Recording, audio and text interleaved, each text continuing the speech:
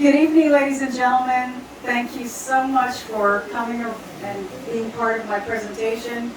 You are going to be very instrumental in me passing this course. So I'm going to do this presentation for you. And the presentation is Women in Law Enforcement. This is for my speech communication class. And my name is Linda Ashby. Thank you for coming.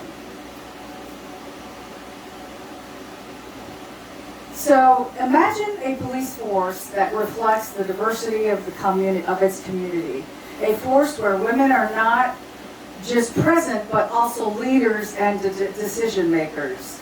Women have been pivotal in policing since 1910.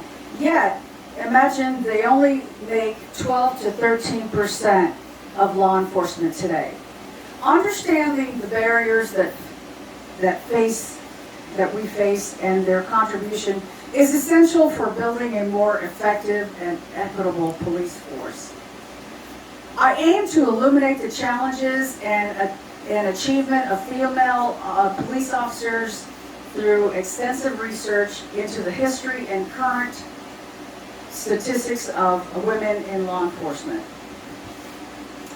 Increasing the representation of women in law enforcement is crucial for enhancing community and relations, improving problem solving, and creating a more effective police environment.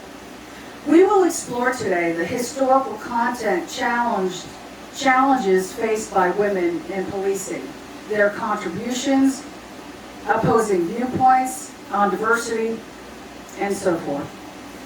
Since the appointment of Alice Stephen Wells of 1910, women have made strides in law enforcement, but they still face significant underrepresentation. Current statistics show that only 12 to 13% officers with even lower numbers of women of color in our law enforcement agencies. The Civil Rights Act of 1964, however, was a pivotal point in opening the doors for women, yet the pace of change remains slow. Many agencies still lack diversities, which can hinder effective policing and community engagement. Gender bias also continues to affect hiring and promotion processes, sidelining qualified female candidates. This bias not only perpetuates stereotypes, but also limits the effectiveness of law enforcement agencies. So some argue, so now that we understand the challenges, let's explore the opposing viewpoints of women in law enforcement. Some argue that the prioritization of female representation distracts from merit-based hiring. However, promoting diversity does not mean lowering standards. It enhances the profession by incorporating diversity perspective, which leads to improved decision-making and problem-solving. And this was done by the International Association of Chiefs in 2023. Others may also claim that the demand of police work are also incompatible with family responsibility for women. Yet organizations that support work-life balance have seen higher retention rates from female officers, proving that it's possible to accommodate both women in policing. Some believe that, imagine a law enforcement agency where mentorship programs support aspiring female officers, policies promote work-life balance, and diverse hiring practice are the norm. This vision can lead to a stronger, more effective police force.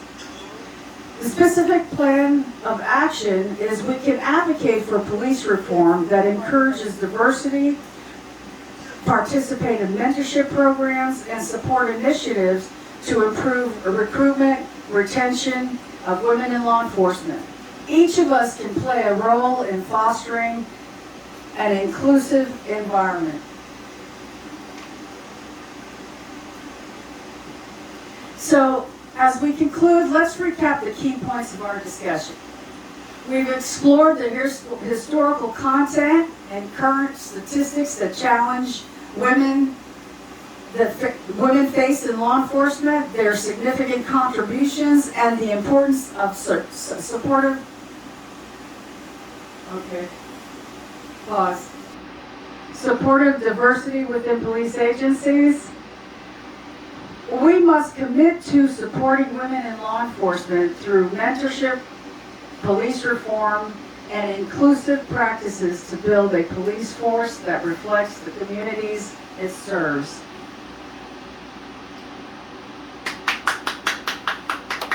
Wait, so in recapping, sorry, we must now let us settle for a law enforcement system for the underrepresented women.